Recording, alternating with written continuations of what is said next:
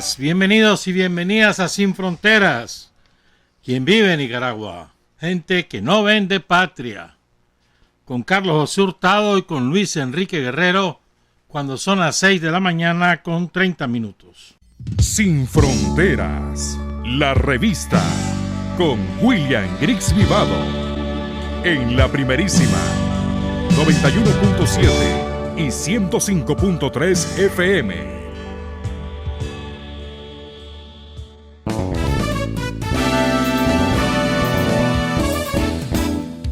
Sin fronteras para decir la verdad, sin fronteras trabajar, avanzar, combatir, vencer, sin fronteras.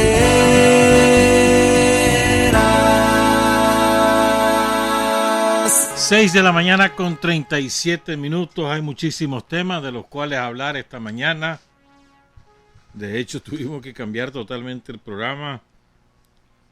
Pero bueno, por lo menos adelantamos ya para el próximo miércoles. Quiero enviar condolencias a la familia del inspector de la policía, Kevin Ariel Hernández, un chavalo de solamente 20 años, originario de Estelí, quien fue asesinado por un delincuente en Guaslala a la medianoche al amanecer del viernes para sábado.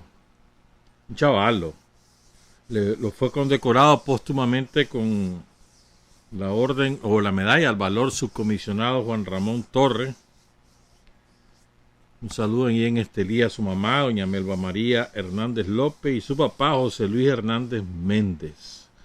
Este chavalo empezó como agente de tránsito en Chontales, luego lo pasaron a la delegación de Matagalpa, que lo ubicó en Guaslala como oficial de vigilancia y como policía de vigilancia y patrullaje. También resultó gravemente herido el subinspector Eduardo Arasmo Álvarez Martínez, que fue trasladado aquí a Managua al hospital de la policía Carlos Roberto Güembe, y el inspector Cristian Vladimir Menese, que fue trasladado al Hospital Regional César Amador Molina en la ciudad de Matagalpa. Esto pone otra vez en primer plano que los policías saben a qué hora empiezan a trabajar, no saben si van a regresar, porque cualquier cosa les puede ocurrir. Bueno, la semana pasada 2 compañeros también murieron en accidentes de tránsito, en distintos accidentes de tránsito. Un saludo pues a la familia de todos los involucrados en este desgraciado incidente en la ciudad de Guaslala. Todos están detenidos, los 3 delincuentes involucrados.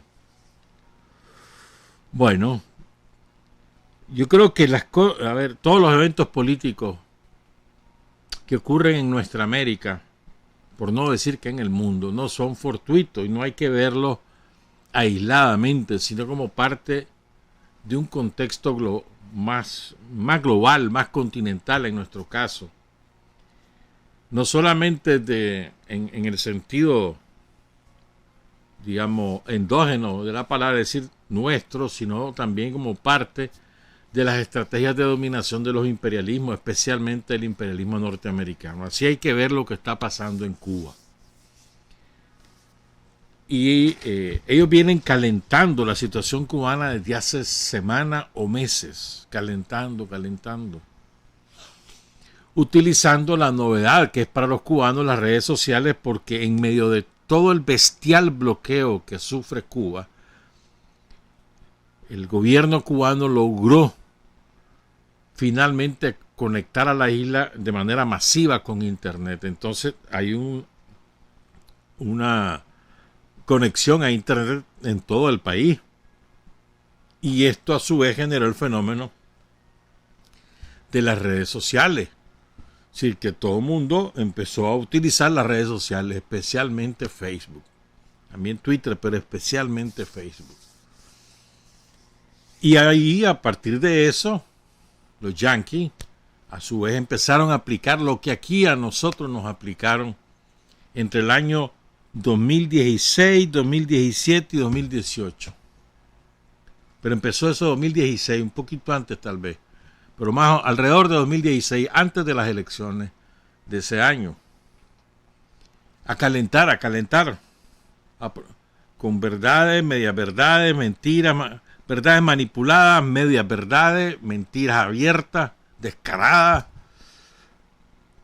y además aprovechando que la mayor parte de los usuarios en Cuba pues no tienen experiencia en esto de las redes sociales, todavía no logran conocer e identificar por dónde vienen las mentiras, y eso requiere de un proceso de experiencia personal y colectiva, pues, y en esas están los cubanos.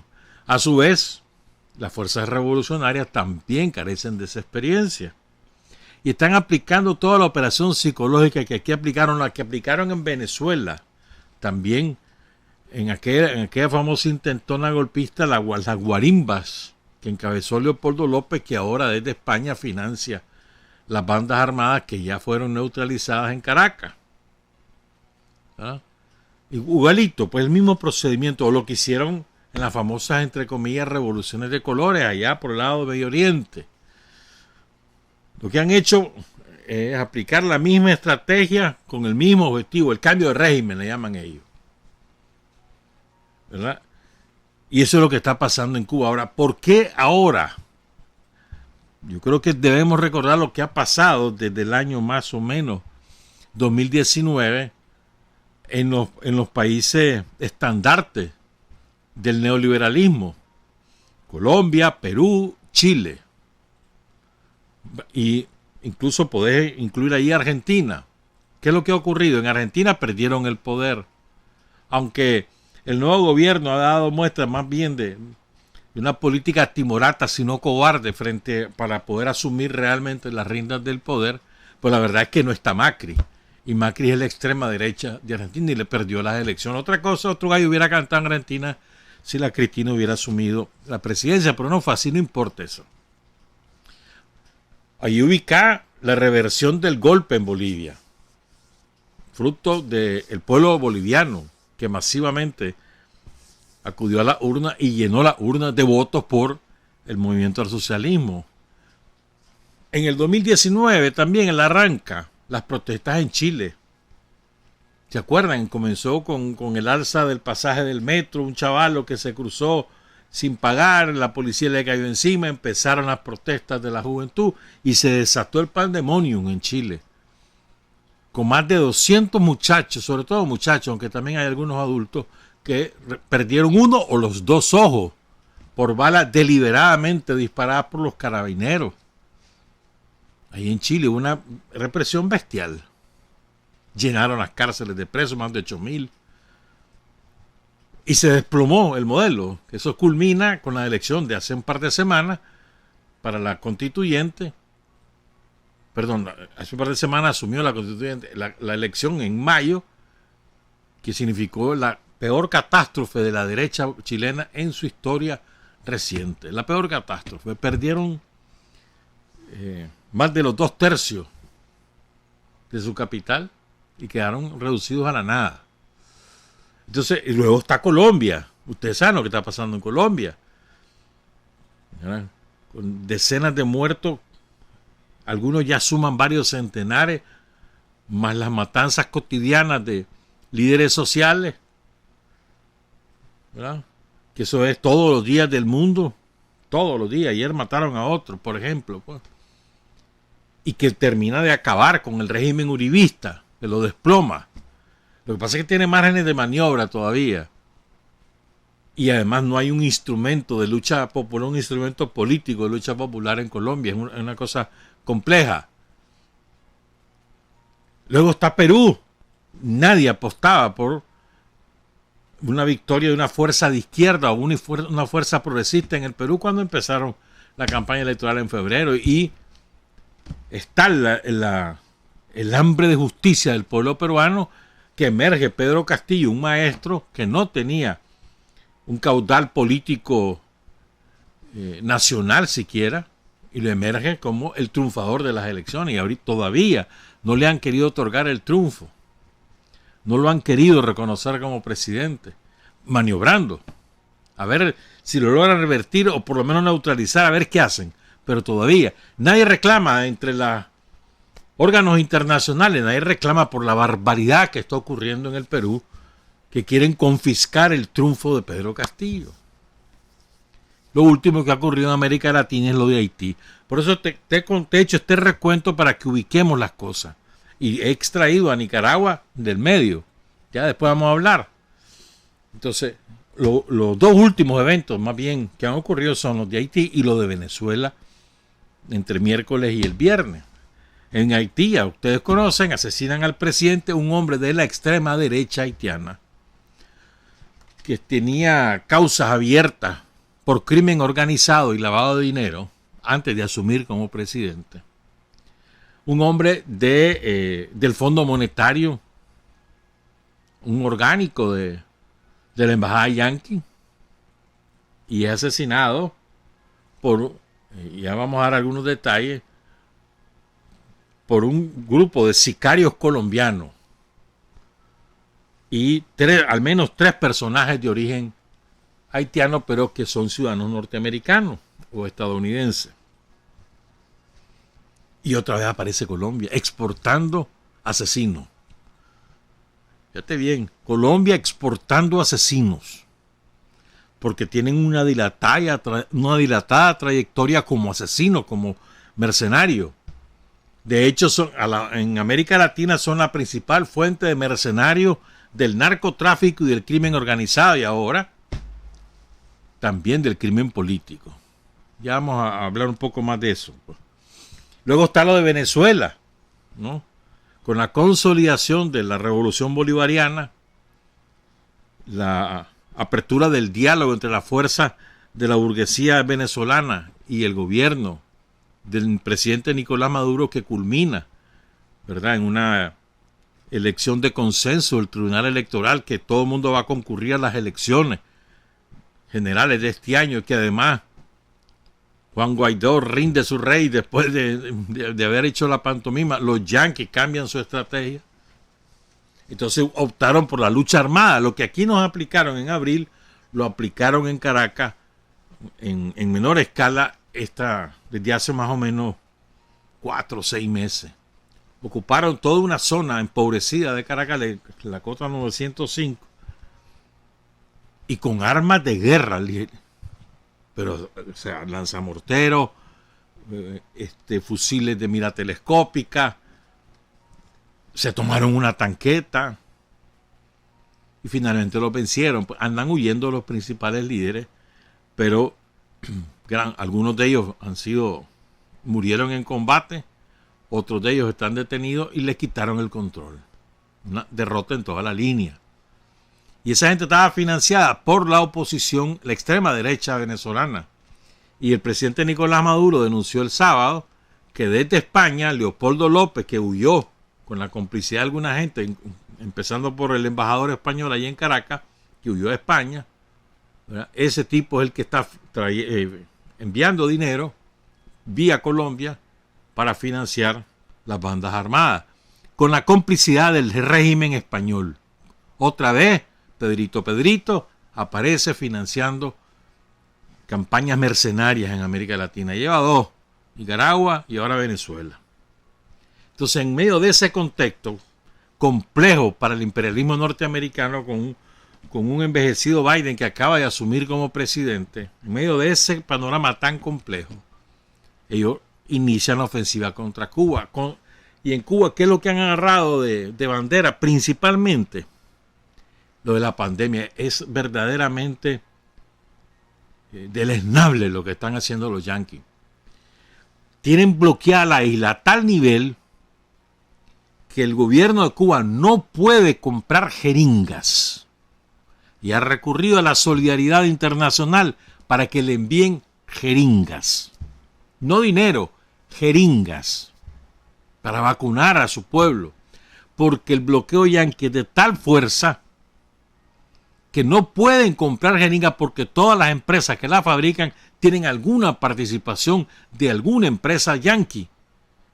Y la ley inventada por los yanquis contra Cuba les prohíbe tener negocios con el gobierno de Cuba. A ese extremo Ya ni te cuento la posibilidad de adquirir medicamentos que son específicos para combatir el COVID. No pueden los cubanos comprarla. Entonces, en ese contexto tan difícil, con Cuba, que aún así ha enviado brigadas de médicos a ayudar a los pueblos a vencer la pandemia o a neutralizar la pandemia, como en Italia, por ejemplo, como en Honduras, por ejemplo, como en Guatemala, por ejemplo, como en Panamá, por ejemplo. Aún así, en esas circunstancias tan difíciles, eso es lo que ha hecho Cuba. Y simultáneamente produce 5 vacunas propias, con su propia biotecnología. Entonces, ahorita recibe la autorización para utilizar de emergencia la nueva vacuna cubana, y en ese momento escogen los yanquis para reventar Cuba junto con lo que está pasando en Haití. Tiran una cortina de humo sobre Haití para que todo el mundo hable ahora de Cuba. Ya nadie va a hablar de Haití, todo el mundo va a hablar de Cuba. Me refiero a las corporaciones mediáticas y al bombardeo por las redes sociales. Y además, inventando un tal corredor humanitario. Es que se requiere ser el doctor en cinismo, hermano. El mejor corredor humanitario para Cuba es eliminar el bloqueo, es obedecer la ley internacional que ha ordenado, el mundo entero le ha ordenado a los yanquis, acaben con el bloqueo contra Cuba. El mundo entero. No es que nosotros aquí en Nicaragua o las fuerzas progresistas, no. Los gobiernos del mundo entero le han dicho a Estados Unidos una y otra vez, acaben con el bloqueo contra Cuba. Es ilegal. Entonces, inventan el corredor humanitario. ¿Cuál corredor? Lo que tienen que hacer es levantar el bloqueo. ¿Por qué en este momento? A ver, ¿qué fue lo que pasó? ¿Qué es lo que motivó? Aquí en Nicaragua el catalizador, ustedes recuerdan, primero fue los famosos incendios en la Indio Maíz y luego la reforma a la seguridad social. ¿Se acuerdan? ¿Qué fue lo que pasó en Cuba? Primero, hay escasez de medicamentos. Es verdad. Ayer lo explicaba el presidente de Cuba. No tenemos recursos para comprarlo y el bloqueo nos impide comprarlo en determinadas fuentes que son más favorables. Y el otro es que como está el bloqueo, no pueden importar repuestos para sus centrales eléctricas. Entonces tienen a todas las centrales funcionando y requieren mantenimiento para evitar que dejen de funcionar simplemente. Entonces tienen que apagarla. Eso origina largos periodos sin energía eléctrica en zona, por municipio, por territorio. Y lógicamente, ¿quién le va a gustar estar 10, 15, 20 horas sin energía eléctrica? A nadie, ¿verdad? Entonces, esas cosas las manipularon y están tratando de golpear donde Cuba es líder, el que es el corazón, digamos, en este momento de la revolución cubana, en este momento es la medicina. El sistema de salud público en Cuba es envidiado por todo el mundo, por su calidad, por su experticia y por sus resultados, golpeando el corazón, diciendo que es culpa del gobierno que la pandemia se extienda, porque es fácil decir eso, pues. Es que es una excusa lo del bloqueo, una excusa, ¿cómo no? Entonces, si es una excusa, quiten la excusa al gobierno, ¿no? Si es una excusa, quiten el bloqueo y ya está, ya no tiene excusa el gobierno. Pero como saben que no es una excusa, sino que es el motivo de las dificultades del pueblo cubano, entonces no la quitan. Es su manera de asfixiar. La reacción del gobierno de Cuba ayer fue sumamente enérgica. Eso va a continuar, va a incrementarse a lo largo de las próximas semanas. Vamos a ver movilizaciones importantes en medio de la pandemia, que además tienen ya varias cepas. Tienen un repunte importante. Eso los ha obligado a abrir hospitales de campaña. Entonces eso dificulta aún más lo de la energía eléctrica, porque tienen zonas muy afectadas por la pandemia, donde hay hospitales de campaña así improvisados, donde no pueden cortar la energía. Entonces tienen que escoger zonas o municipios donde no hay una incidencia mayor para que ahí se vaya la energía y garantizar la energía en otros lados. Entonces, eso origina aún más descontento en las zonas donde, como San Antonio de los Baños, un municipio conurbano de La Habana, donde ocurrió ayer los principales eventos. Pues. Entonces, vos ves ahora cómo inventan fotografías de vigilia. ¿Cuál vigilia? Con un montón de gente. Como no fueron capaces realmente de movilizar a decenas de miles de personas, no fueron capaces. Movilizaron 4 o 5 mil a lo sumo en algún evento, pero eso fue lo más que lograron. Recuerden, Cuba tiene 11 millones y pico de habitantes. ¿Qué son? Entonces, hay que relativizar las cosas también. Y una campaña, una megafonía salvaje. Los altoparlantes, mano, multiplicando por 40.000 los eventos que ocurren precisamente para poner en jaque a la Revolución Cubana. Y rapidísimo salieron algunos imbéciles tontos útiles de los yanquis, ¿verdad? Como el hombre de Pepe Mujica, el hombre que Pepe Mujica escogió para la OEA, Almagro. Ese hombre, Almagro, el traidor, que fue ahí al sepelio de Hugo Chávez, por ejemplo. Pero ese individuo sale ya. No salió en Colombia más que como 3 semanas después con alguna cosita ahí. Y además, en contra de las protestas. Ahora no. Rapidísimo. La CIDH, la no sé quién. Rapidísimo. Entonces todo eso te da una idea de cómo está orquestado. Estaban preparados para que el momento que reventara, vámonos. Ahora, ayer también el presidente Miguel Díaz-Canel dijo aquí, primero, que no le vamos a rendir. Segundo, vamos a aplicar la ley. Y aquí vamos a ver la aplicación de la ley en Cuba. Ya verán. Esa es la fase que viene. No, eso no. O sea, los cubanos tienen identificados quiénes son los activistas, los promotores y los ideólogos de los anexionistas ahí en Cuba. Me gusta ese término, pues hay un grupo anexionista que quiere anexar Cuba a Estados Unidos. Ese es el fondo del asunto. Ese es el fondo, o sea, confiscar la soberanía del pueblo de Cuba, que aquí nosotros estamos en la búsqueda de que respeten nuestra soberanía. Bueno, lo mismo va a pasar en Cuba, es igual. Un grupo anexionista que quiere sumar como el Estado 51 de Estados Unidos, y el otro grupo que defiende su patria, y la patria es la gente. Hoy el Ministerio de Asuntos Exteriores de Rusia emitió una declaración que es inusualmente rápida. Declaró que sigue el desarrollo de la situación,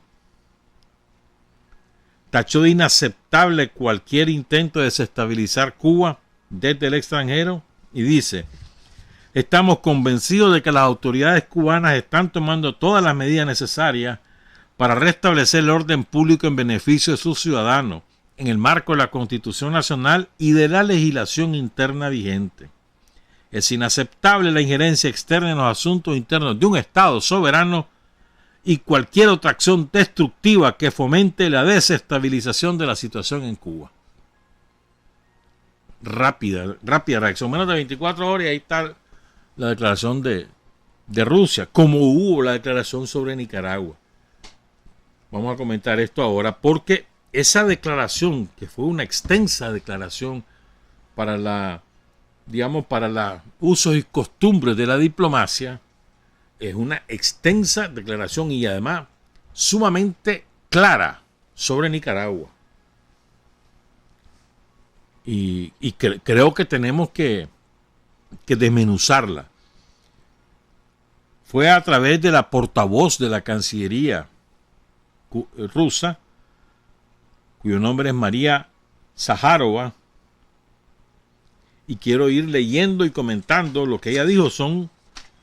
No crean que esto fue rapidito, no, fue extensa. Por eso ese es un elemento que pone de relieve la importancia de esa declaración de Rusia. Y luego las palabras, sobre todo las palabras finales, que creo que ahí está la clave de todo. Y se lo voy a leer primero, para después volverla a comentar. Las palabras finales de la vocera de la Cancillería rusa son las siguientes.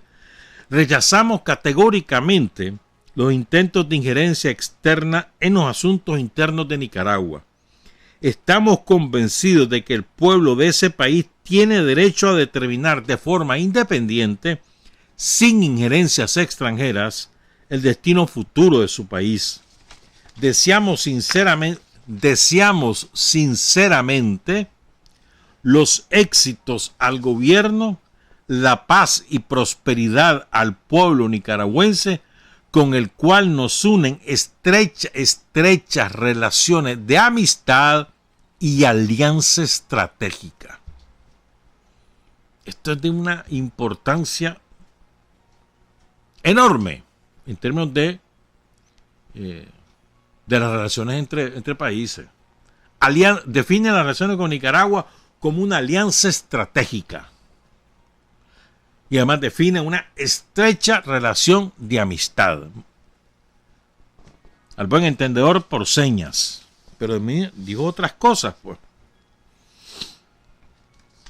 Mira, ubicó lo que ahora está ocurriendo como una intentona yanqui de influir sobre las elecciones de noviembre. De hecho, la define como una poderosa ola de presión externa sobre el gobierno legítimo. Usa este término del presidente Daniel Ortega. Esta presión poco tiene que ver con la preocupación por un voto democrático libre declarada por los que ejercen esa presión. Comienza a convertirse en una lucha sin regla, con el objetivo obvio y no disimulado de sacar a los sandinistas del país, sacar a los sandinistas del poder, desestabilizando el país. O sea, es clarísima una declaración de la Cancillería rusa contundente. Sigo. Es digno de mención que la interferencia actual abierta y flagrante en los asuntos internos de Nicaragua, incluyendo los asuntos relacionados con el financiamiento de esta injerencia, se estipulan claramente en los documentos legislativos y regulatorios de Estados Unidos. En noviembre, o sea, lo que te está diciendo es, todo lo que está ocurriendo aquí es fruto de decisiones políticas tomadas por el imperialismo desde la Casa Blanca y desde el Congreso de Estados Unidos. Eso es lo que está diciendo. O sea, que no es fortuito, esto obedece a un plan que también tiene aristas legales desde el punto de vista del gobierno yanqui. Y recuerda, en noviembre de 2018, el entonces presidente de Estados Unidos, Donald Trump, adoptó un decreto ejecutivo calificando la situación en Nicaragua, ni más ni menos, como una amenaza externa para la seguridad nacional y la política exterior de Estados Unidos. En diciembre de 2018, Estados Unidos aprobó la ley de condicionalidad de las inversiones nicaragüenses, mediante la cual los norteamericanos bloquearon el financiamiento a Nicaragua por parte de los bancos y organismos monetarios internacionales, Fondo Monetario, Banco Mundial, etcétera. Introdujeron restricciones a la obtención de visados y otras limitaciones en relación a los estadistas nicaragüenses. Abolieron el estatus de protección temporal para los migrantes de ese país. O sea, fíjate bien, mira cómo es de concienzuda esa declaración, que, o sea, no es superficial para nada, sino que va ubicando qué es lo que ha pasado en la política yanqui contra Nicaragua desde 2018. Fíjense bien. Dice, el círculo de restricciones económicas comenzó a reducirse en medio de la pandemia. ¡Qué cinismo!, dice la vocera. La Casa Blanca recortó drásticamente la asistencia financiera a Nicaragua para el desarrollo social, excluyendo a Nicaragua de la lista de estados centroamericanos que reciben vacunas como ayuda humanitaria. Ustedes saben esto, ni Nicaragua, ni Cuba, ni Venezuela recibimos vacunas, como que si las vacunas son solamente para los sandinistas, o las vacunas son solamente para los chavistas o para los comunistas ahí en Cuba. Absurdo, pero porque eso te demuestra cuáles son los reales intereses de los yanquis, que no tienen nada que ver con la defensa de derechos humanos ni con la protección de los ciudadanos nicaragüenses. Tiene que ver con sus prioridades geopolíticas, con sus prioridades de dominación y de subordinación de los pueblos. Sigo. Se está realizando un trabajo encaminado a la exclusión de Managua de los acuerdos regionales de libre comercio. Estamos hablando del Tratado de Libre Comercio entre Estados Unidos, Centroamérica y República Dominicana y el Acuerdo de Asociación de la Unión Europea y Centroamérica. Se está intentando suspender la participación de Managua en la OEA. Al mismo tiempo intensifican los esfuerzos estipulados en las leyes estadounidenses, artículo 8 de la NICA Act, con los que buscan involucrar en el trabajo antigubernamental a las ONG controladas por ellos. Todo lo mencionado está consagrado en la legislación estadounidense. O sea, por eso es que le dice Rusia, esto no es fruto de una, como te dijera yo, de una situación interna. No, hermano, esto es fruto de decisiones políticas que tienen un marco legal para el imperialismo contra Nicaragua. Eso es lo que te está diciendo Rusia.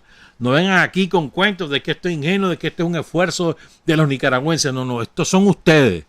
Y esto es lo que han hecho, uno más uno. Esto es lo que ustedes están haciendo. Les dice Rusia a los yanquis. Porque esto está dirigido a los yanquis. Toda esa declaración. Yanquis, no crean que somos babosos, pues. Sigo.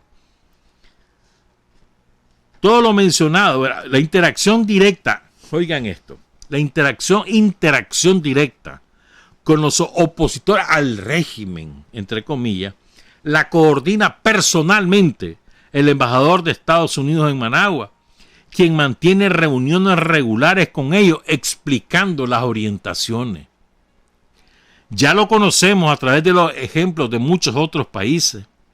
Según estimaciones de expertos, este es un cálculo interesante, más de $1.000 millones fueron invertidos en la oposición nicaragüense a través de la USAID y otras estructuras humanitarias, entre comillas, estadounidenses. Este dinero no se destina a la ayuda social o humanitaria, a la lucha contra el COVID-19, sino que sirve para incentivar la fuerza opositora en ese estado. O sea, estamos hablando más de $1.000 millones entre 2007 y ahora. Más de $1.000 millones. ¿Cuántos nuevos ricos ha causado la ayuda, el financiamiento yanqui a la desestabilización y al cambio de régimen en Nicaragua? Sigo. Ignorando, dice Rusia, el principio de la separación de ramas del poder, se levanta una ola histérica en torno a los juicios contra los opositores individuales. Es que no tiene desperdicio esta declaración. Al mismo tiempo, cualquier paso de las autoridades legítimas que tiene por objetivo reprimir la injerencia extranjera se caracteriza por los líderes occidentales solo como la supresión de la libertad, su estrangulamiento y todo lo demás de acuerdo a la lista típica. Todo esto refleja las restricciones vigentes en los propios Estados Unidos. Por ejemplo, dice Rusia, en el marco de la ley de agentes extranjeros aprobada en Estados Unidos en 1938, aquí se las conté, ¿se acuerdan? Hace como 2 meses. En el contexto de tanta ansiedad de parte de Estados Unidos, sorprende que Washington, en vez de pasar desapercibida las palizas masivas e incluso los asesinatos de manifestantes en otros países, incluyendo de América Latina, al contrario, justifica tales acciones, lo que pasó en Chile, lo que pasó en Colombia, por ejemplo. ¿No? La pandemia global y las crisis socioeconómicas que ha provocado en muchas regiones, incluida la latinoamericana, demuestra que hoy la principal línea de defensa de la democracia y los derechos humanos radica en gran medida en la capacidad de asegurar la gobernanza estatal. Sin embargo, el colectivo occidente que opera en Nicaragua lo obstaculiza la gobernabilidad, que es la principal línea de defensa de la democracia y de los derechos humanos. Fíjate bien lo que está diciendo Rusia, ¿verdad?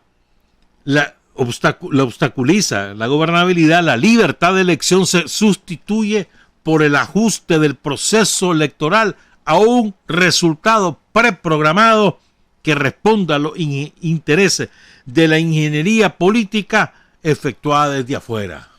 O sea, resultado a placer de los yanquis. Esa es su gran estrategia.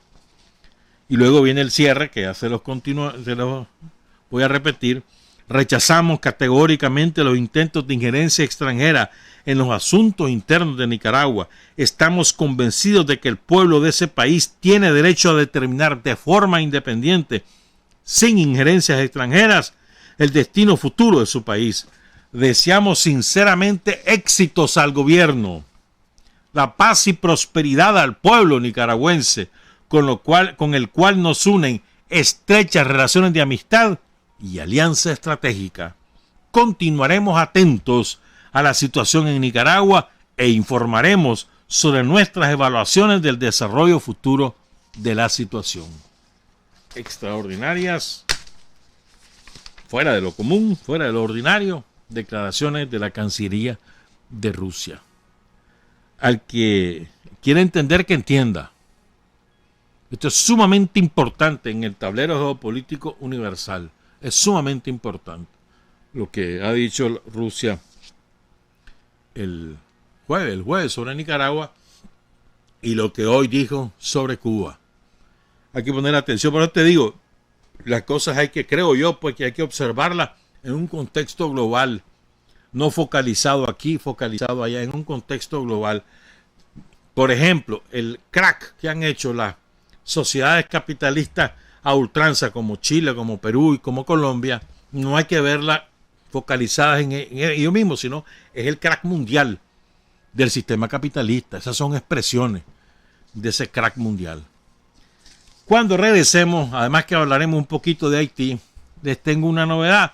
Le vamos a dar la segunda parte, una cosita ahí, unos centavitos, que le siguen dando, que canalizó la lavandería Courtney.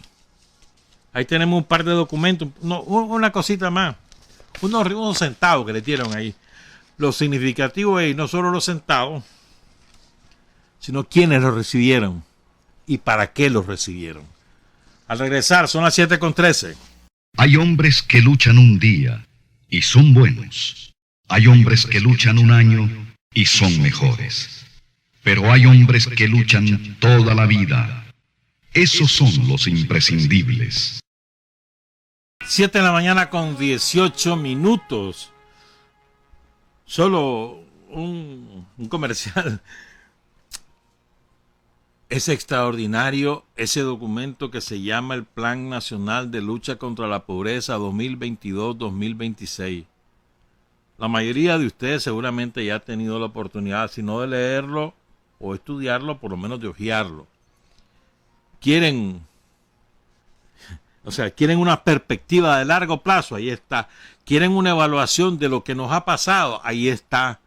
Quieren cifras económicas, ahí está. Pero además es que es doctrinario, es ideológico, es político, es estratégico, alza de mira, y además con un rigor que está hecho extraordinario. Realmente yo por lo menos me siento, yo en lo personal, totalmente identificado, me siento representado en ese plan.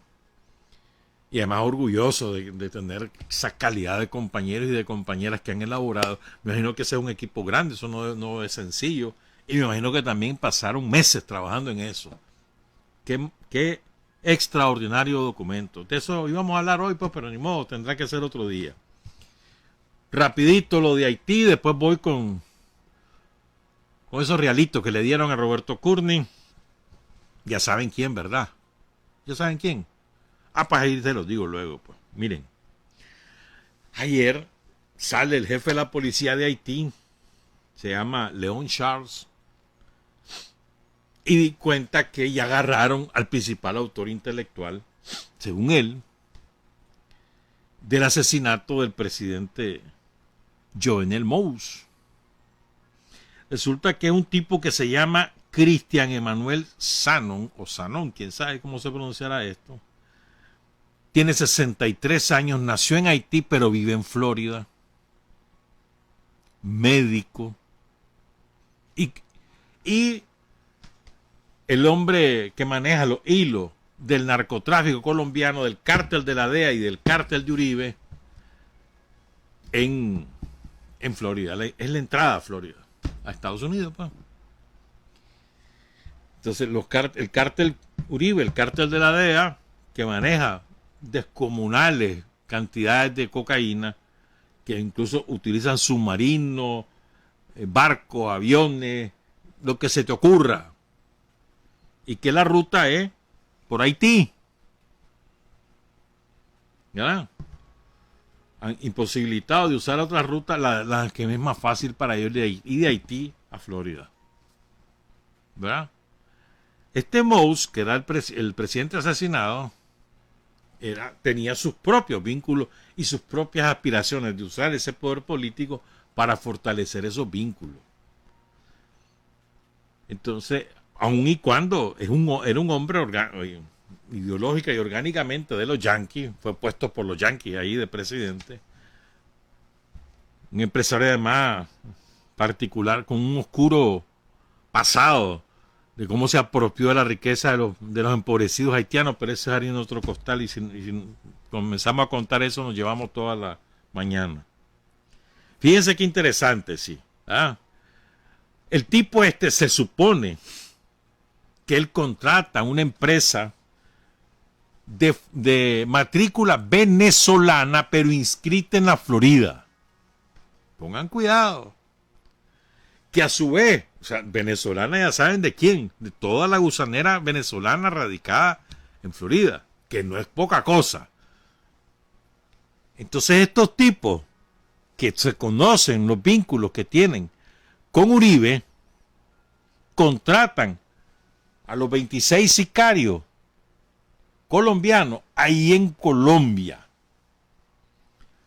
Una empresa de capital de la extrema derecha venezolana en Florida, contratada por un hombre que es el que articula el ingreso a Florida de la droga que exporta Uribe y la DEA desde Colombia.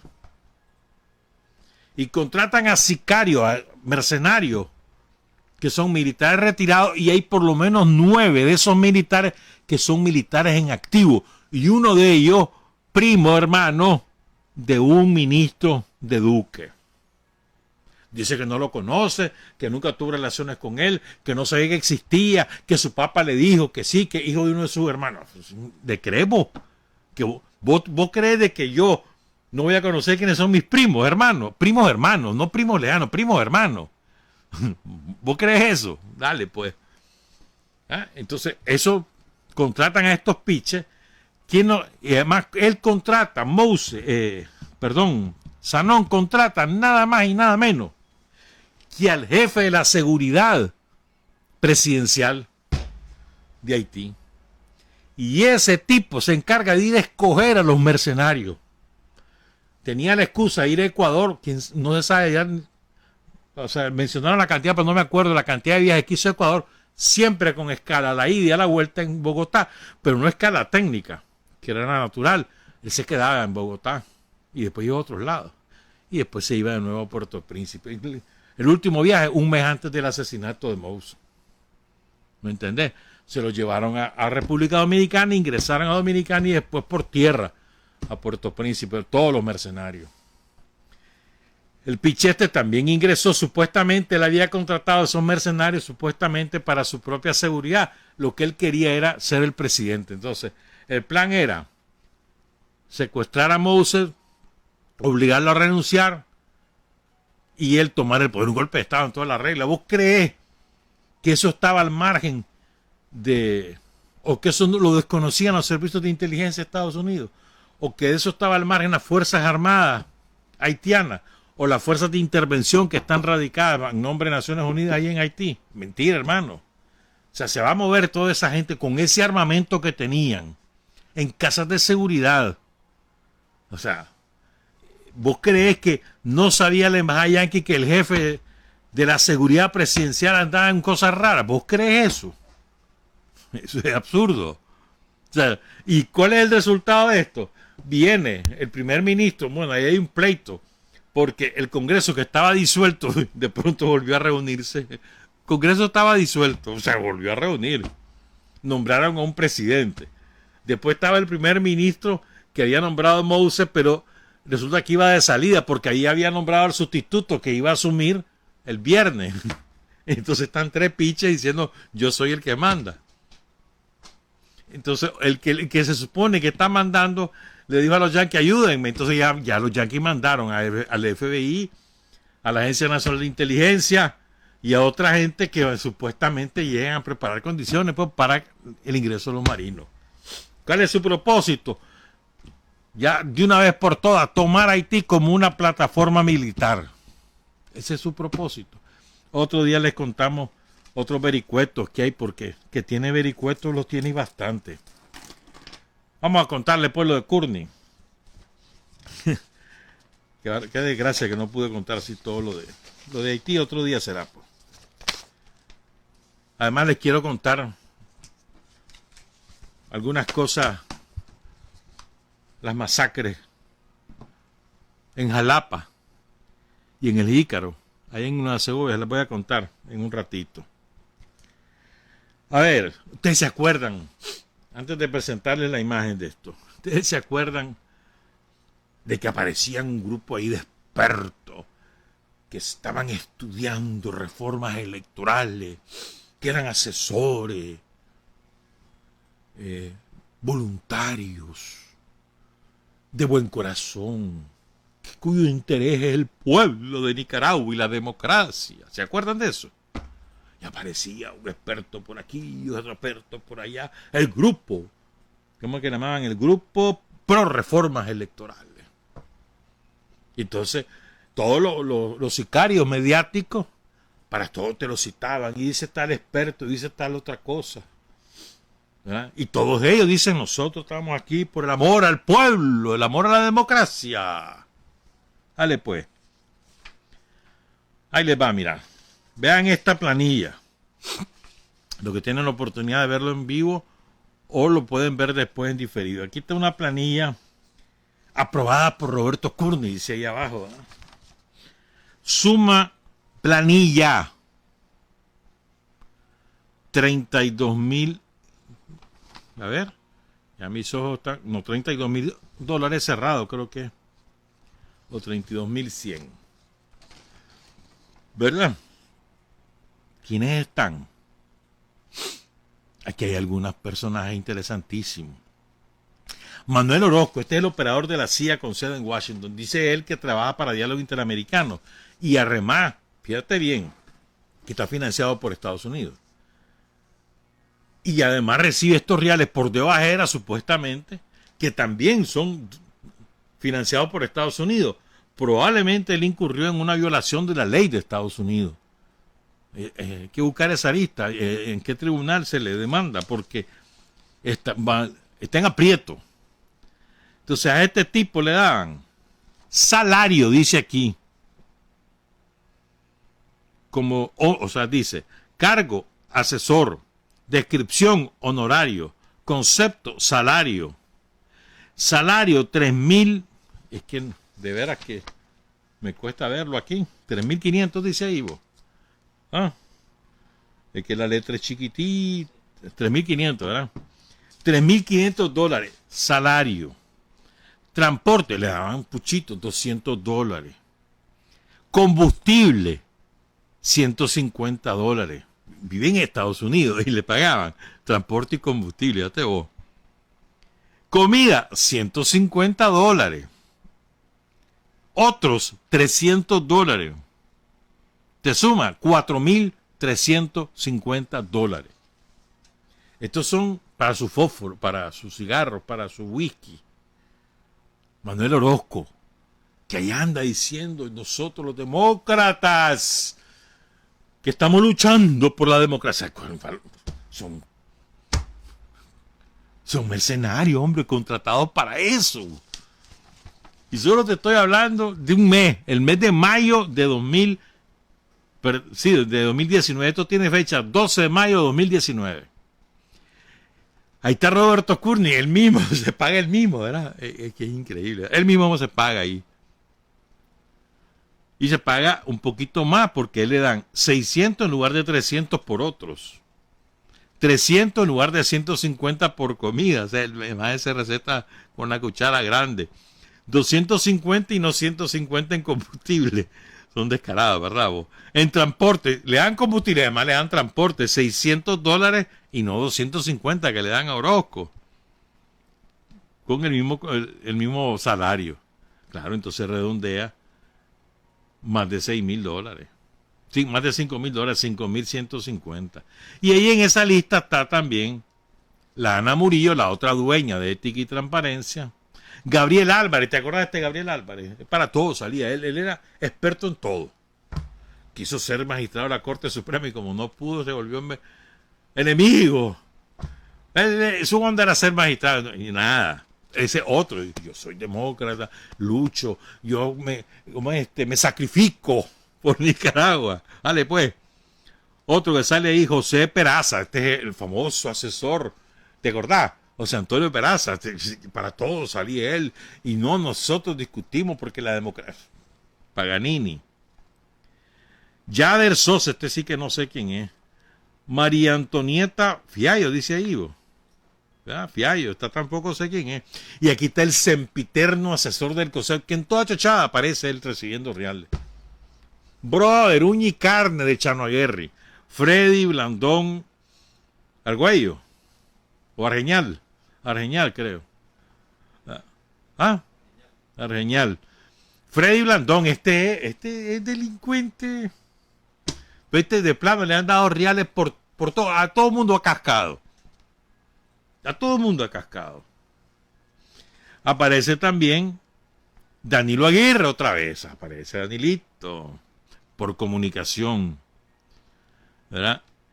Y finalmente Luciano García es el último.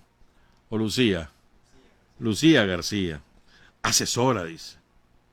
Estos son los que ganan puchitos. Estos ganan menos de 3,000, 2,850, 2,450. Son la charbasquita, ¿me entendés? Los gruesos es Roberto Curni, Lana Murillo y Manuel Orozco. Ya.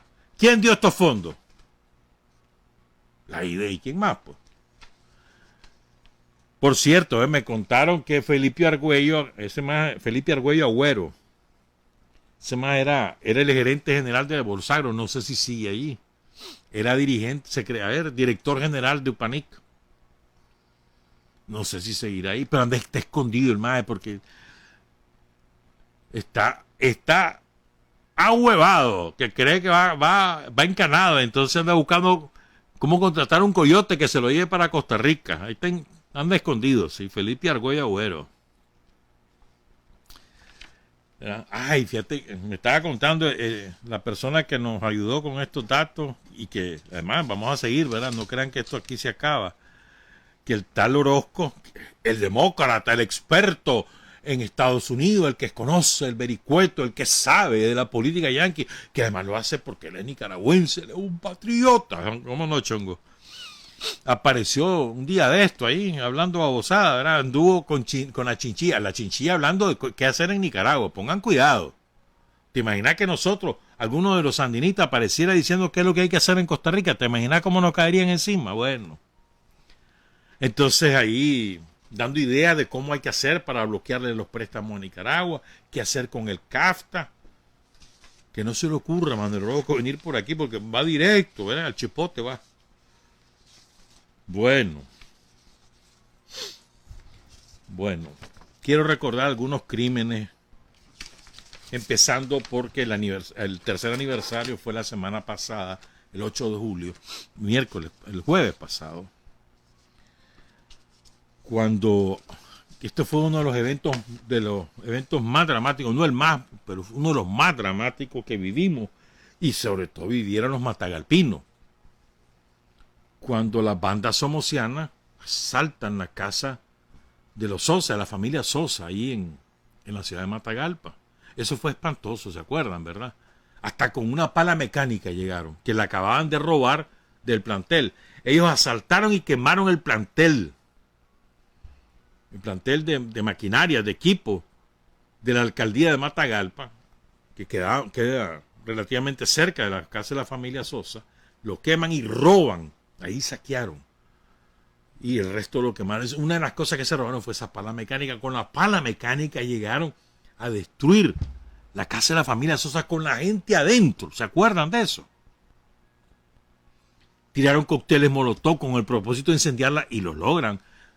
Y eso moviliza a los combatientes históricos en Matagalpa, porque Luis Sosa es muy conocido ahí en Matagalpa, y todo el mundo se fue. No todo el mundo, pues se van los compañeros a defender a la familia y a evitar que los mataran, y lo logran. Y lo lograron.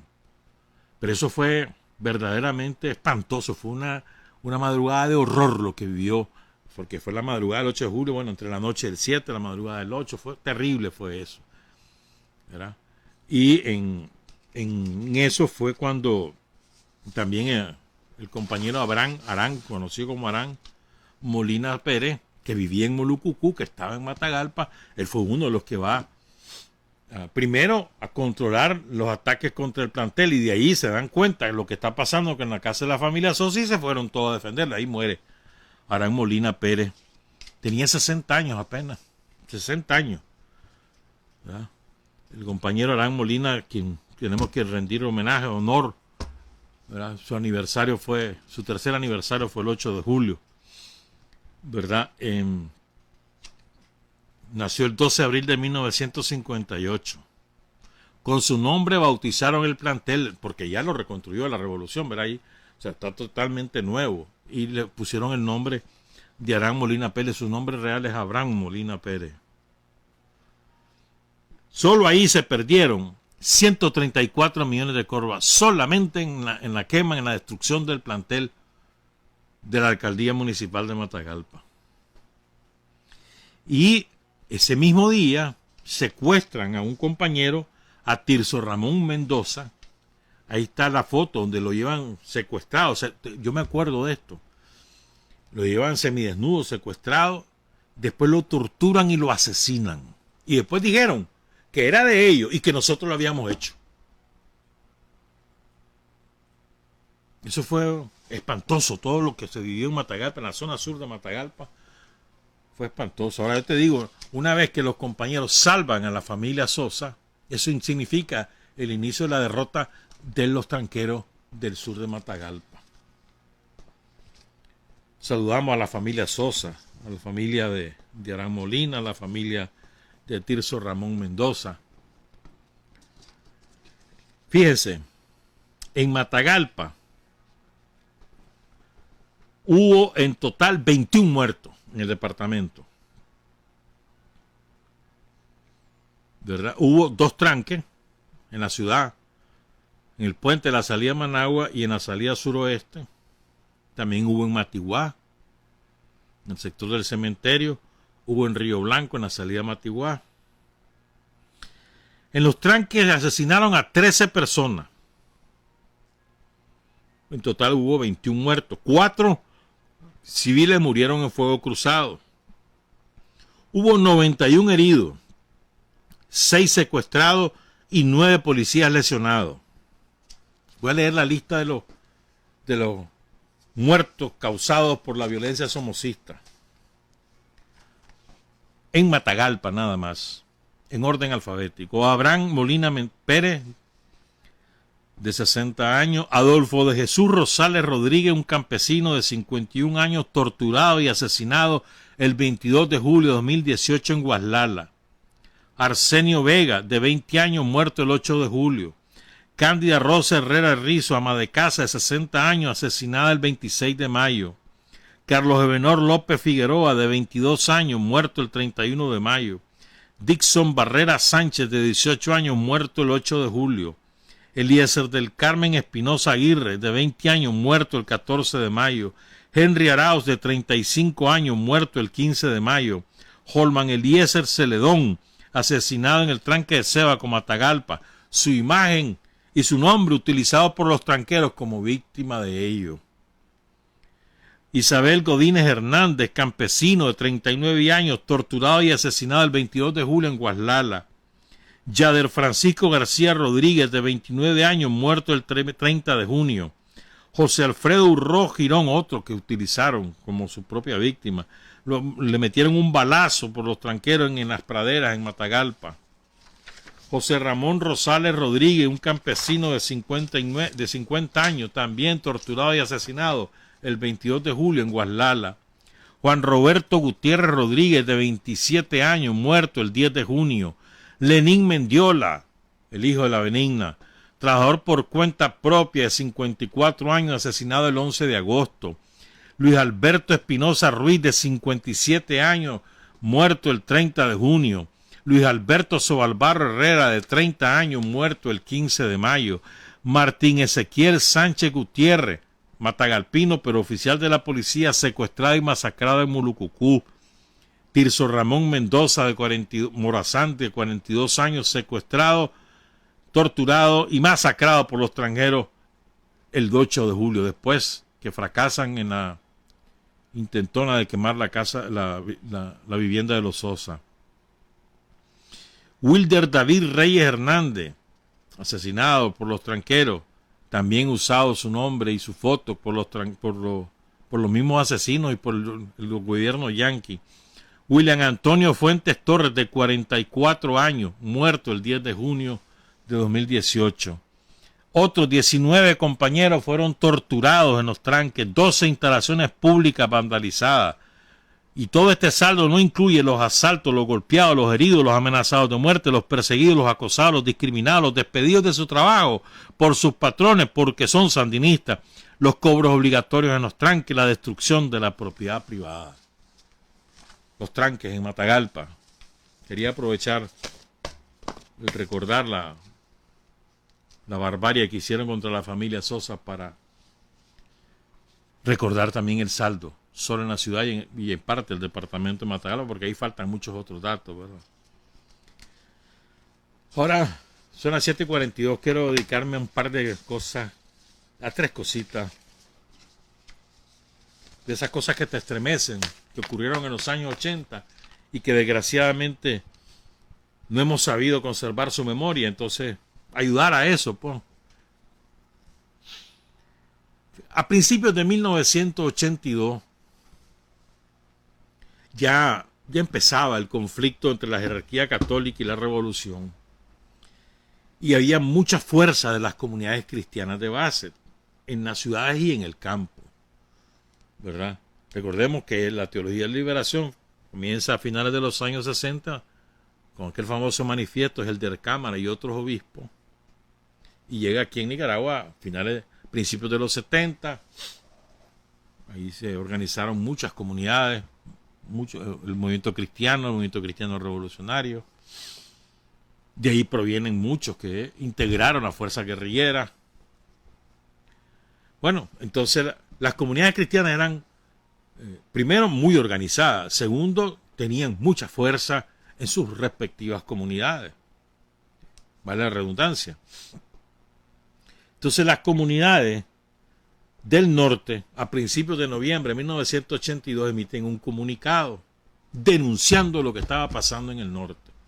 Estamos hablando que todavía la contrarrevolución no es un ejército como tal, sino que son las bandas armadas de la contra, de exguardias somocistas entrenados por asesores argentinos principalmente y oficiales de Estados Unidos, de la CIA, marinos norteamericanos y demás, en el sur de Honduras.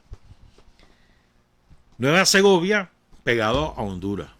Muchas comunidades de Jalapa, de Murra, de Mozonte, colindantes con Honduras. Entonces quiero contarles esto. Aquí viene un detalle una mención de algunas de esas masacres,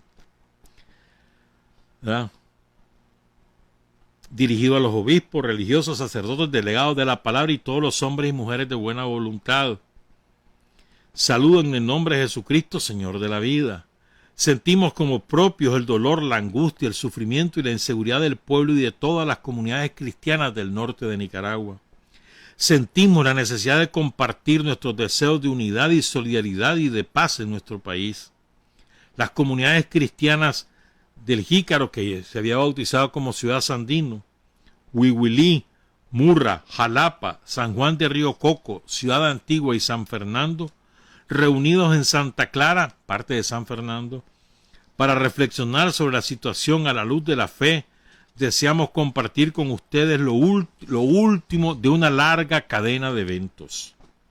En la zona de Jalapa, el 22 de septiembre del año 1982, solamente vamos a hablar de meses de septiembre y octubre de 1982, solamente en estos 4 municipios. Olvídense todo lo demás porque eso no está aquí. El 22 de septiembre en San Nicolás, Jalapa, 2 técnicos del Ministerio de Reforma Agraria fueron brutalmente asesinados y sus 5 compañeros resultaron heridos. No tengo los nombres. El 8 de octubre en la comunidad de San José, Jalapa, fueron asesinados 2 humildes vendedores ambulantes y Ángel Valenzuela perdió el brazo. Todos eran simples trabajadores. El 14 de octubre en la comunidad de La Estancia, Julio Villarreina y Juan Ramos fueron degollados y otro hombre resultó gravemente herido. El 15 de octubre en el Siuse, frontera con Honduras, el delegado de la palabra Cruz Urrutia fue torturado, mutilado y finalmente degollado. El 23 de octubre en la vereda Germán Pomares, Leonilo Marín fue secuestrado y posteriormente encontrado degollado. En la zona del Jícaro y Murra fueron, esto es en Jalapa, lo que les acabo de decir, solo estos 6 eventos fueron en Jalapa. Ahora vamos con el Jícaro y Murra. Asesinados los siguientes delegados de la palabra: Eduviges Gómez, de 23 años, quien había servido en la comunidad de Baná Centro durante 6 meses. Marcelo González, de 40 años, del pueblo de California, fue asesinado el 30 de abril de 1982. Santo Mejía, de 36 años, de la comunidad de San Pablo Arriba, fue asesinado en mayo. William Rodríguez, un campesino de Quebrada Negra, fue mutilado y asesinado en septiembre de 1982. Juan Alanís, de Santa Isabel, fue secuestrado y encontrado su cadáver mutilado el 30 de octubre de 1982 en la comunidad de Arenal. Y finalmente, el último incidente que nos ha tocado, el de exterminio de casi toda la familia Blandón de la comunidad de La Fragua. El padre Ricardo Blandón, de 56 años, delegado de la palabra. Sus hijos, Gregorio Blandón, 27 años, delegado de la palabra. Leonardo, Ricardo, Antonio y Ángel Blandón. Todos ellos fueron asesinados. Ricardo Blandón, Gregorio Blandón, Leonardo Blandón, Ricardo Blandón, Antonio Blandón, Ángel Blandón, 5 hijos y su padre.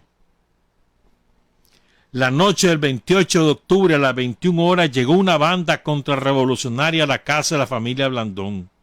Los hombres fueron sacados de la casa, mutilados y degollados. La misma suerte corrió Raúl Moreno del pueblo de Villa Revolución. Todos estos hombres participaron en el proceso revolucionario a través del servicio a sus comunidades. En las masacres de La Estancia y La Fragua se encontraron con las palabras "con Dios sin comunismo". ¿En qué tipo de Dios creen aquellos que han asesinado sádicamente a nuestros vecinos? Además de estos incidentes, hay muchos intentos frustrados de asesinato contra nuestros vecinos, así como robos, amenazas, destrucción de cobertizos para curar tabaco en granjas estatales, violaciones del espacio aéreo y ataques continuos desde territorio hondureño. Todo esto genera una inseguridad y miedo y un éxodo de nuestras comunidades. Estamos unidos con las familias de nuestros hermanos muertos y con todos aquellos que viven con miedo. Bueno, y después continúa, pero es que quiero irme a la otra parte. Cierran los compañeros de la comunidad. Que te lleguen nuestras palabras de aliento. Cristo está con nosotros, los campesinos, los niños, los enfermos, los ancianos y los jóvenes de la zona fronteriza, que todos sean uno. Cierra ese comunicado de principios de noviembre de 1982. Quiero contarle lo de la masacre de la Fragua. A partir del testimonio de doña María Mercedes Bustillo, esto apareció en el diario La Prensa, cuando la prensa todavía tenía un mínimo equilibrio. El 19 de julio de 2004, hace 17 años, ellos entrevistaron a doña María Mercedes Bustillo, quien murió 7 meses después. O sea, esto es el testimonio final de doña María Mercedes Bustillo, que es la viuda de Blandón, la madre de esos 6 muchachos. Murió el 5 de febrero de 2005, allá en el Jícaro. Y cuenta este reportaje, aquella noche, la noche del 28 de octubre de 1982, doña María y su compañero Ricardo Blandón discutieron. Ella insistió hasta la saciedad que todos debían salir de la casa, tenían que huir, porque se rumoraba en la comunidad que la contra planeaba asesinarlo. Don Ricardo, terco e incrédulo, no escuchó la advertencia de su hijo ilegítimo, que no era hijo de doña María Mercedes, que había desertado de la contra, y les había dicho. Se limitó a hacer un ligero comentario acerca de los nervios de doña María y decidió que se quedarían en la casa. En la finquita de la Fragua, cerca del municipio del Jícaro, en Nueva Segovia, eran las 8 de la noche el 28 de octubre de 1982. Sus hijos estaban cenando, otros buscaban la cama para ir a dormir. Ella preparaba un café. Súbitamente 3 hombres entraron a su casa. La advertencia que no fue escuchada se estaba volviendo realidad en ese instante. ¡Manos arriba! ¡Tírense al suelo!, ordenó uno de los hombres. De inmediato, su esposo Ricardo Blandón Landero y sus hijos Leonardo, Gregorio, José Ricardo, Nicolás Antonio, Juan Ángel obedecieron. «El que se levante es el primero que se muere», dijo una voz imperativamente. Doña María, sin embargo, se levantó. Continuó la faena haciendo su café, como si no ocurriera nada, con la esperanza de que aquellos hombres detestables cambiaran de idea y se marcharan. Quería que la escena de la cena, la discusión, sus hijos buscando la cama, no fuera interrumpida. Pero no fue así. Condujeron a todos a la cocina, los ataron de las manos y los sacaron a cierta distancia de la casa. Los ruegos de doña María no fueron atendidos, más bien la amenazaron. A unos 200 metros de la vivienda fueron degollados uno por uno. Y recuerda, doña María Mercedes, solo oí los lamentos donde los mataron. Decían: «¡Ay, Dios mío!», recuerda amargamente. A 3 kilómetros más lejos de la casa fue encontrado don Ricardo sin un rastro de su sangre alrededor, más odiosamente asesinado. Tan odiosamente que doña María Mercedes nunca quiso recordar ni pronunciar esas palabras. La pesadilla de ver a toda su familia tirada, degollada, fue más que traumática y dolorosa. En la oscuridad, doña María, ahí no había energía eléctrica, doña María corrió de las manos de los 2 niños que le quedaban, Bernarda y Efrén, que tenían 7 y 1 año respectivamente. Salí hasta cierta parte para avisar y se me hacían llagas en los pies. No pude salir. Recuerda, cuando esta entrevista, en el año 2004, doña María tenía 76 años. O sea que cuando ocurrió esta masacre ella tenía 54 años. 1982. Y murió el año siguiente, murió a los 77 años. Ella procreó 12 hijos con don Ricardo, de los que 8 eran varones y 4 mujeres. Trabajaban cultivando la tierra y criando ganado. Santo Humberto fue el último de sus hijos que pereció en la guerra cuando prestaba el servicio militar. Sobrevivieron solo 2 varones, Jesús Chunguito, Marcos Efrén y las 4 mujeres. En el resto de los años 80, doña María resistió admirablemente el dolor. La sombra de sus 6 hijos muertos y de su marido fue iluminada por la solidaridad y apoyo moral de todos los sandinistas del Jícaro, más la necesidad de seguir adelante para dar educación a los que le quedaron. Pero el tiempo ha cambiado, dice la prensa 2004. Dice la prensa, el tiempo ha cambiado. Oigan esto, por favor. Y los recuerdos han recrudecido más que nunca. Su dolor es alimentado por una pensión. ¿Saben cuánto era la pensión que recibía doña María Mercedes? La pensión que le dejó Toño Lacayo y la Violeta Chamorro, que le mantuvo Arnoldo Alemán y Enrique Bolaño. ¿Saben cuánto le daban a doña María Mercedes por sus 7 hijos muertos? Y su marido, ¿saben?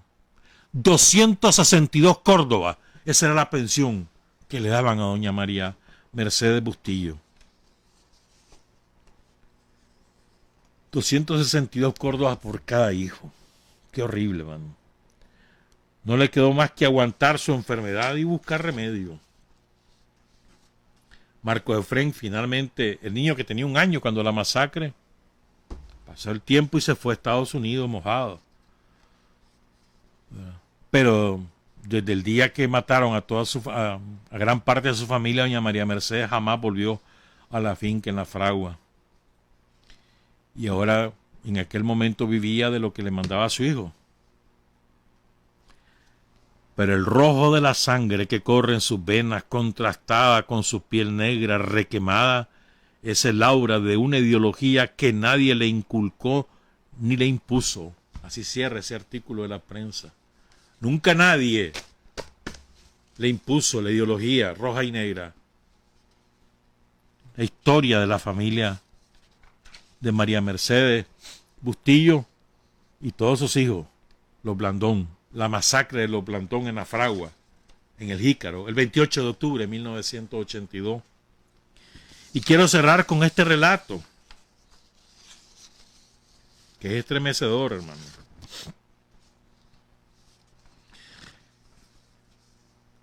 Esto es parte de un libro. Ya los detalles se los voy a dar el otro día. Un abogado norteamericano. Se vino ese abogado, vino muchas veces a Nicaragua y se fue a las comunidades del norte segoviano, del norte Matagalpa, Jinotega, del centro del país. Se fueron de las víctimas de los ataques de la Contra y les tomó declaración jurada a la gente que había sido víctima o que tenían un familiar que había sido víctima. Declaración jurada. Y luego hizo un libro con todo esto. Hizo una cronología, además. Yo solo conozco el libro en inglés. No sé si ese libro fue publicado en español. Pero es un libro que te estremece, hermano, porque va masacre por masacre. Va de todo ahí. Entonces les quiero contar la de Namazlí, ocurrida el 18 de enero de 1983. Con esto vamos a cerrar. Son las 7:59. ¿Verdad? Lo puedo leer o se los puedo contar. Voy a combinar las dos cosas para que sea más fácil. Ese día van varios camiones. Va la gente montada en los camiones a ir a cortar café. Salen de Jalapa y van para Namazlí, que queda casi en el... A ver, ¿cómo te dijera yo? Vos sabes que el mapa de Nicaragua tiene una especie como de triángulo, que en la frontera con Honduras, para acá, y después baja y después sigue así sobre el río Coco. Entonces, al finalizar ese ángulo del triángulo, que es la zona, digamos, suroriente del municipio de Jalapa y de Nicaragua en esa parte. Ahí está Namaslí. No recuerdo, es un nombre complejo, ¿cómo es? Tiene un santo, pero bueno, todo el mundo lo conoce por Namaslí.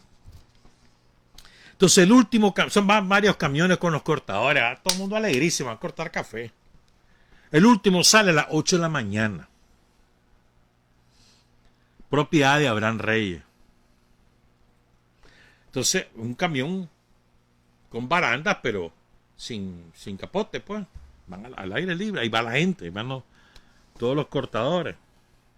Va más o menos entre 25 y 30. Sobre la capota del chofer van dos chavalos. Guadalupe Ruiz y Pedro Cruz, los dos más o menos de 13 años. Ahí van los dos chavalos felices de la vida, encaramados en la capota de la cabina. Ya. Y los cortadores van cantando, van chileando, etcétera. Dicen los testigos. Los voluntarios acompañados con buen humor, cantando y gritando consignas. Entonces las declaraciones juradas son de Francisco López Ramírez, de Elba Bucardo Blandón y de Dina Arceli Padilla. Y cuentan. Cuando estábamos ingresando a la finca donde íbamos a recoger café en Namaslí, 12 kilómetros de la ciudad de Jalapa, vi a dos contrarrevolucionarios en un cafetal a la izquierda de la carretera. Empezaron a disparar y todos nos tiramos al piso de la camioneta. Vi correr la sangre y le pregunté a mi amigo Francisco: «Don Chico, ¿está bien?». «No», me dijo, «me dieron en el pie». Me puse nervioso. El niño Pedro Cruz, que iba en la capota sobre la cabina del chofer, cayó sobre mis piernas. No murió enseguida, sino después. La niña, Guadalupe Ruiz, cayó de espaldas.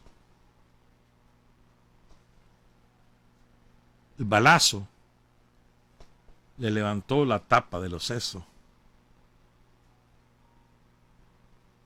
Murió de inmediato. Atrás, una de las cortadoras era doña Elba Bucardo, de 44 años. Cuenta: oímos los disparos. Los compañeros dijeron a todos que se tiraran al suelo. Yo lo hice y escuché los disparos. Emilio, que tiene como 16 o 17 años de aquella época, le hirieron en el brazo y yo le di mi bufanda. Vi a la niña Guadalupe Ruiz casi muerta y a Pedro Cruz agonizante. Me levanté para ponerme un poco más cómodo y vi a Pedro lívido ahí, boca arriba, lleno de sangre. Entonces sentí un golpe en la nuca, como si me golpeara con un puñado de tierra. Palpé hacia atrás y vi sangre en mis manos y sentí que la madera del camión había caído sobre mí. Francisco López, de 46 años, agricultor, estaba en el piso de la camioneta cuando recibió un disparo en el pie que se lo fracturó. Dispararon cohetes de 12 pulgadas que cayeron dentro del camión, pero no estallaron. Cuando la camioneta con el conductor herido el hombre, Abraham Reyes, herido, sigue manejando. Llega al caserío de Namaslí.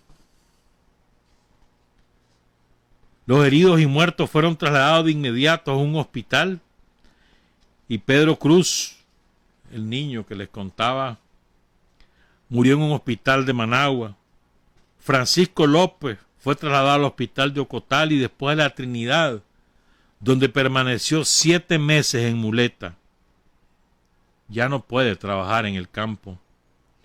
Elba Bucardo fue llevada a Ocotal, donde le quitaron la metralla de un dedo, pero no pudieron quitarle las esquirlas de la cabeza porque estaban demasiado profundas.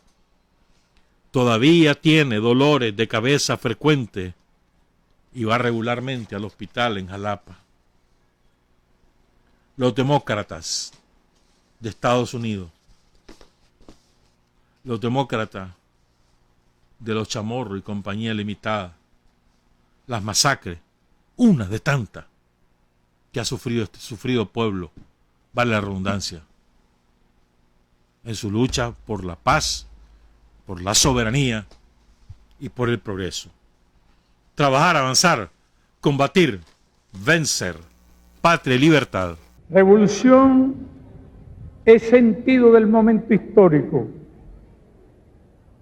Es cambiar todo lo que debe ser cambiado. Es igualdad y libertad plenas. Es ser tratado y tratar a los demás como seres humanos.